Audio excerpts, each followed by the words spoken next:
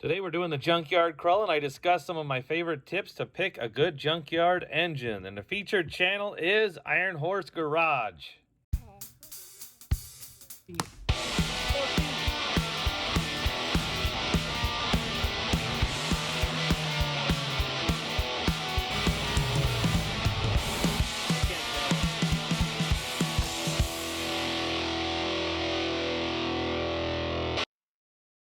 I am at the junkyard on half price day looking for a donor 5.7 liter HEMI to put in my Jeep, which is blown up. So I have a couple of options, but I need to narrow it down pretty quick. When you're looking at cars at the junkyard, you're trying to determine an engine to put in a project car or replacement for a car you've got at home.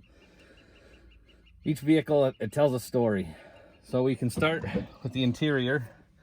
The steering wheel's got a cover on it. It's actually pretty clean in here, and the steering wheel actually looks to be in pretty good shape. A good telltale sign is the pedals, the rubber on the pedals. These actually look like they're in pretty good shape. So I would guess this car has probably less than 200,000 miles on it. Probably somewhere around 150, maybe 100,000 miles on it. It's in really good shape. Next thing is, take a walk around, look at the body. If the car was smashed in the back or the front, you're looking for an engine, you know it was running when it got crashed. So more than likely the engine and transmission are in pretty good shape.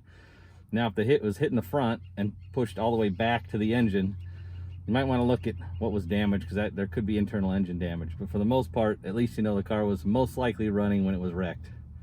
This car here, the body's in good condition, the pedal's in good condition, the interior's in good condition. I have no idea why it's here, so I would suspect probably a mechanical issue with the engine or transmission. The engine oil looks pretty good, so I don't know. Transmission oil looks pretty good too. Everything looks like it's been changed.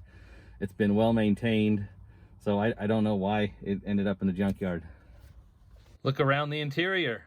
This car here, the upholstery is good, but there's lots of mold on the carpet, so this could be a flood damaged car. That could be why there's mold on the carpet, or it could just have moisture in it and was locked up. But more than likely, based on the mold, it's probably sat someplace for a long period of time. Now, most of these cars come from auctions, so you can actually take the VIN. Typically, Google that VIN, and if it was sold at an auction, you'll be able to see the auction ad for this car that will typically describe what issues the car had.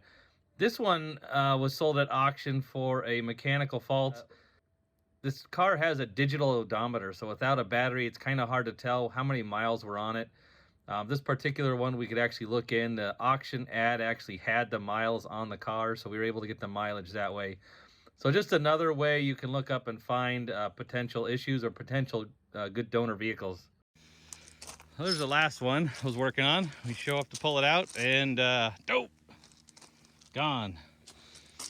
I did 70-80% of the work, and there's my pile of nuts and bolts off of this project.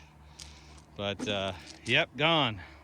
That one had about 150,000 miles on it. That's why I wanted that one. It looked like it was in pretty good shape, but oh well, we'll make it do with what we got. So the HEMI in the maroon Durango was gone, and I scoured the area, several junkyards. Most of the vehicles I could find had over 200,000 on them. Most of them were approaching 250,000 miles. There's this one red Durango. I could not find any information on it, but it looked like it was well maintained. It had to have been donated because there's no auction information, no information on anywhere, but it looked like it was in pretty good shape. So this ended up being what we were kind of stuck with. Many hours later in the hot sun, we almost got this out. So this particular HEMI looked good. It spun freely. The cylinder walls look good. There is no ridges. The pistons look good. The cylinder heads look good. No damage to the valves. No broken valve springs. Everything on this engine looked fantastic. But we would find out later on that was not the case. Well, after lots of effort, finally starting to get some opening here. Oh yeah, we got some movement. I'll just wait for this thing to everything come loose and smack me in the head. That will be very entertaining. All right, still a little bit stuck on the oil pan, but this thing is coming out after 2 days. Shelby, how do you feel about that? Happy. Well, disaster. The strap I was using ended up, it probably got frayed on the edge here. That's about where it's at. Yep, so we'll get another one. This is pretty much, looks like it's pretty much out. It's just a matter of picking it up now. All right, here we are. Got another strap I'm gonna tie on there, but this is, I think this is ready to just pop right out. Of course, I've thought that for about 2 days now.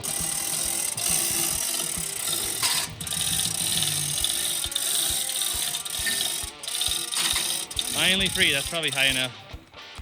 Let's see if we can pull this out. Why didn't we think of this yesterday? And she's free. Piece of cake. Look how far that engine's back in there. I might just cut this or even just leave the strap here because I don't know how I'm even gonna get that off. What a lot of fun. What a good way to spend a weekend. So this is the engine we ended up getting from the junkyard. If you look close, one of these cylinders is not like the other. Well, there's a reason for that. So in the process of pulling this out, I didn't have straps. I didn't really know what to expect. I didn't know what the junkyard would have. I didn't have chains. We ended up, if you look around, you get creative.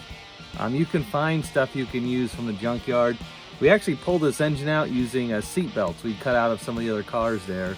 Use that, just tied a knot in it, and use that to lift the engine out because that's what we had.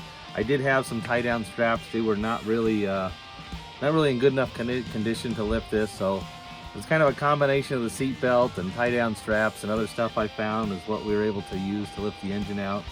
And you'll see more of this engine in a future episode. After all the checks we did, we still had issues with this. So if you would like to see how I take just like 2 or 3 different junkyard junk HEMIs that I've got gathered up now, put them all together, make one good engine, hit that like button, hit the subscribe button, and I will see you in the next video.